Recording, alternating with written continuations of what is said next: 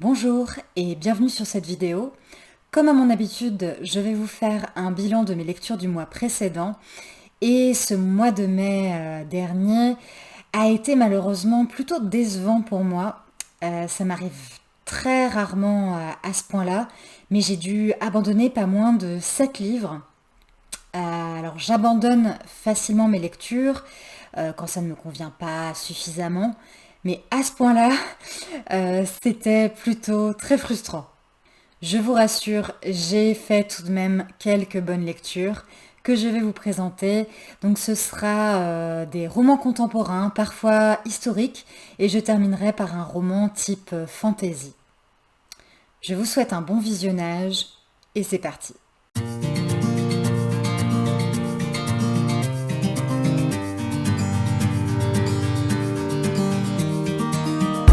J'ai lu La Petite Bonne de Bérénice Pichat, un livre qui a plutôt fait beaucoup parler de lui. Entre prose et vers libre surtout, l'autrice nous propose avec simplicité un récit sensible à propos d'une jeune bonne qui va s'occuper d'un mari qui est gueule cassée. Sa femme est très dédiée à lui, mais elle a enfin décidé de prendre un peu de distance et de partir 3 jours à la campagne. Et elle laisse donc cette jeune bonne qui est nouvelle dans la maisonnée, seule à s'occuper de son époux. C'est le portrait d'une grande misère psychologique.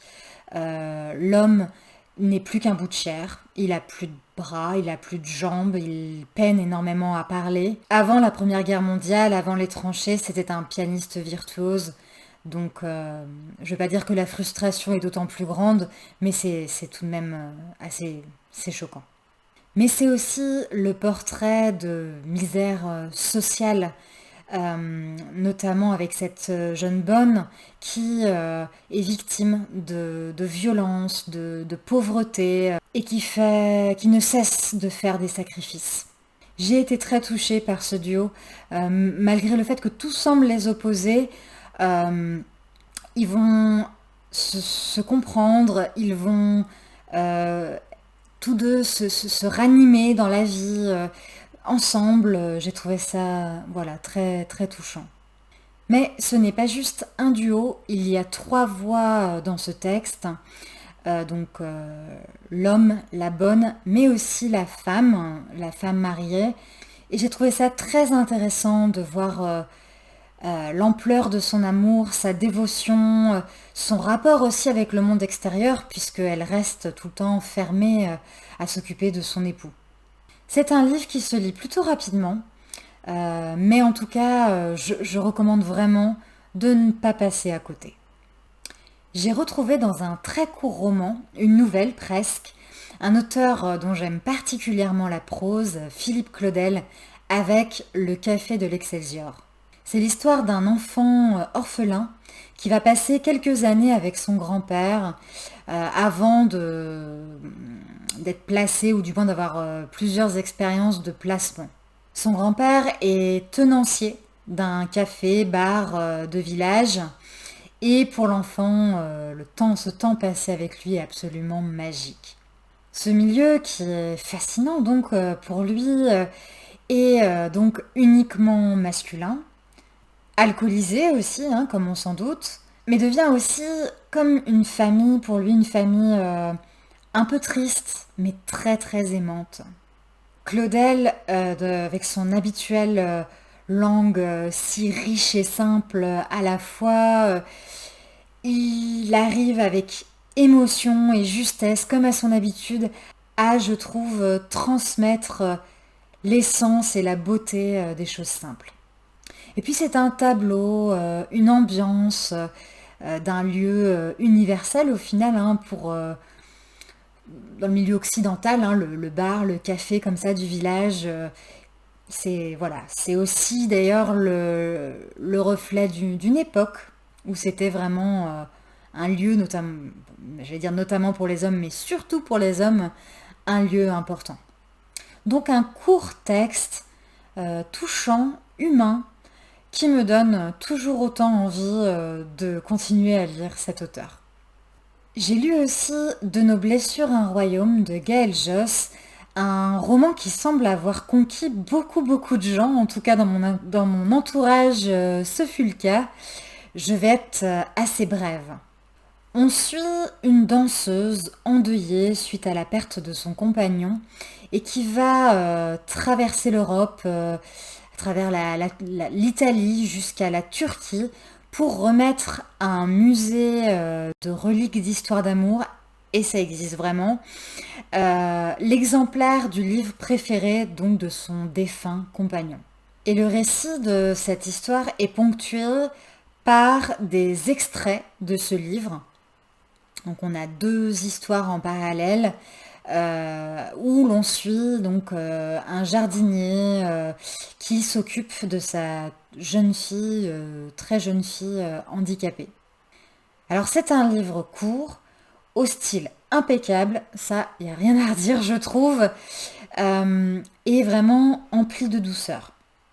Maintenant, je n'ai pas été beaucoup touchée. Je trouvais que c'était un petit peu maladroit. En plus, ces deux histoires qui étaient à la fois proches, à la fois... Enfin, c'était pas évident, je trouve, de mêler les deux récits dans le roman. J'ai aussi trouvé on tombait surtout à la fin un petit peu trop dans le pathos, à mon goût.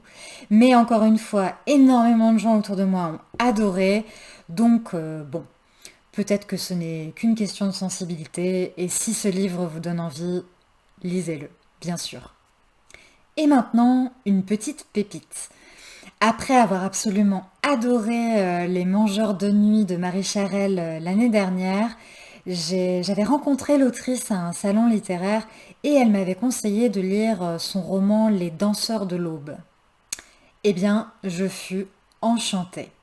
Cette fois, l'autrice nous fait voyager en Europe auprès de enfin un jeune homme et une jeune femme atypiques des danseurs de flamenco. En 2017, Lucas, un jeune androgyne allemand, et Iva, une jeune roumaine exilée. Mais elle retrace aussi l'histoire des jumeaux Sylvine et Maria Rubinstein, eux-mêmes grands maîtres danseurs de flamenco, bien que eux aussi non espagnols, qui ont vécu, qui ont réellement existé, donc des dizaines d'années auparavant. Et elle insiste particulièrement sur Sylvine Rubinstein, qui fut un héros résistant pendant la Deuxième Guerre mondiale. Il est question d'identité, de nazisme aussi, ancien comme actuel, et bien sûr de danse. Marie Charelle décrit une danse des corps avec un réalisme transcendant. J'ai trouvé vraiment sa plume, comme à son habitude, est vraiment remarquable. J'ai vraiment trouvé que c'était un grand roman avec une grande richesse, donc pour sa plume, mais aussi de par les thèmes abordés, les personnages présentés, et puis cette façon de présenter la danse, le duende. Alors j'ai découvert ce que c'était, cette transe que peuvent ressentir et partager les danseurs de flamenco. Et je trouvais que Marie Charelle arrive à nous, lecteurs, nous faire ressentir cet état à travers son texte, et c'est particulièrement incroyable. Ce fut donc un coup de cœur et je vous invite vraiment à lire ce roman. Paru au mois de mai, j'ai lu le roman Encore 25 étés de l'allemand Stefan Schäfer. Ce livre, bien que je l'ai fini, ne m'a pas plu, mais il était voilà, très court, donc je vous en fais un petit retour. C'est un récit qui sert la cause du développement personnel et psychologique. On y suit un homme surinvesti dans son travail qui est clairement à bout, qui rencontre un autre homme qui lui a connu ça aussi, mais a embrassé une toute autre forme de style, une toute autre forme de style de vie, et qui va lui partager son mode de vie, donc un élève et son maître en fait. Le récit est finalement une excuse pour donner tous les conseils possibles afin de se sentir plus heureux, plus épanoui dans sa vie. Ça m'a beaucoup fait penser au livre de Laurent Gounel en France. Donc ce n'est franchement pas ma tasse de thé. J'ai trouvé malheureusement que c'était assez maladroit, cliché, la façon simpliste d'intégrer tous les préceptes à suivre dans un pseudo-roman, un pseudo-récit.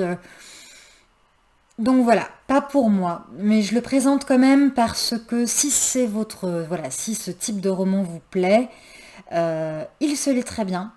L'écriture n'est pas mauvaise et donc comme il est court, dans ce cas-là, peut-être que ça peut vous plaire.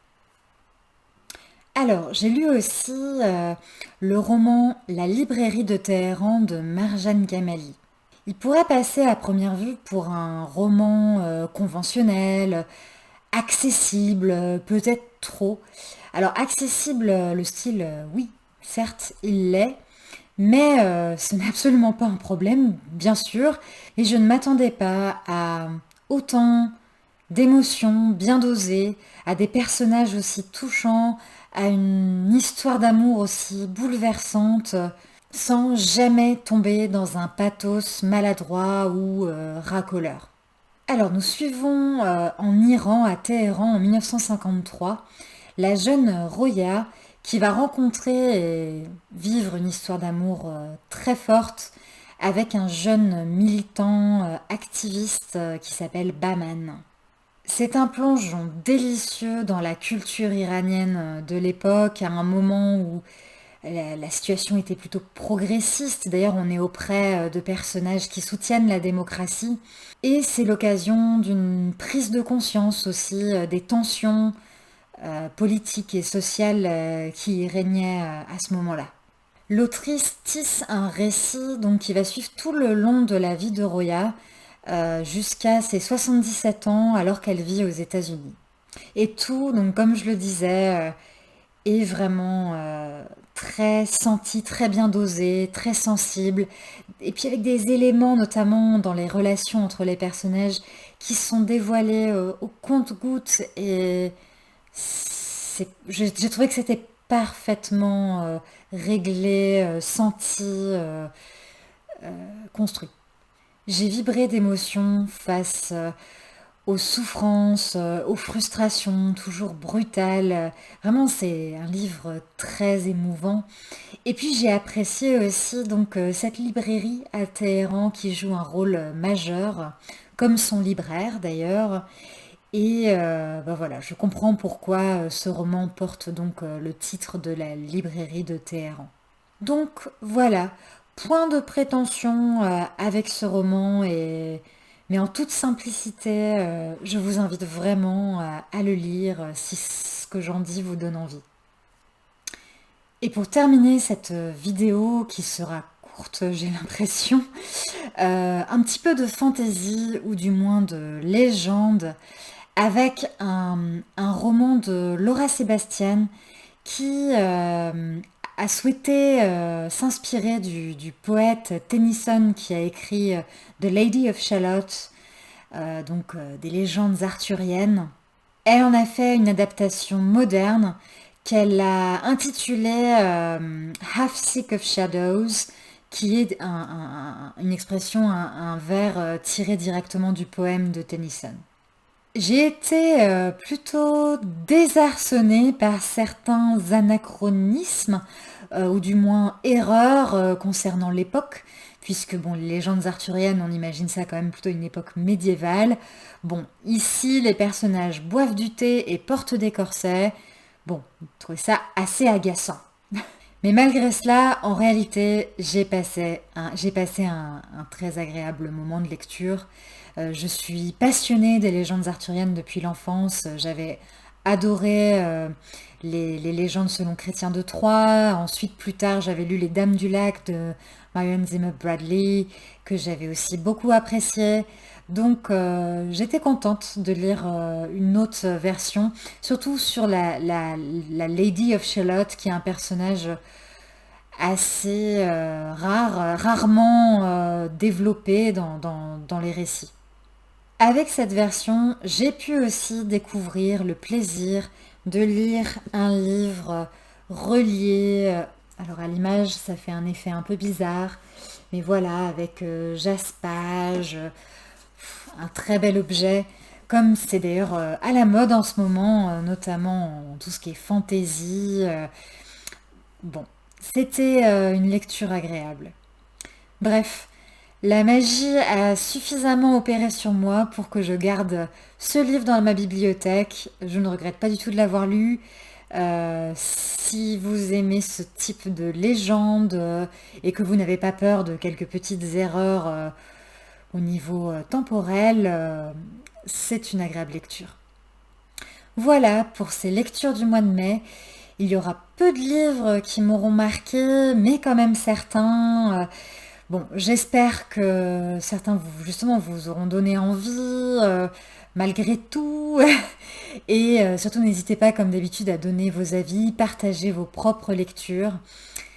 Bon, je me rends compte que cette vidéo est peut-être un peu courte, contrairement à celle que je fais d'habitude. Mais je vous donne rendez-vous non pas dans un mois, mais dans 2 semaines pour une vidéo un peu spéciale.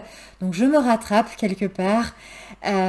N'hésitez pas donc à vous abonner et à ne pas rater la prochaine vidéo qui concernera un espèce de palmarès de lecture.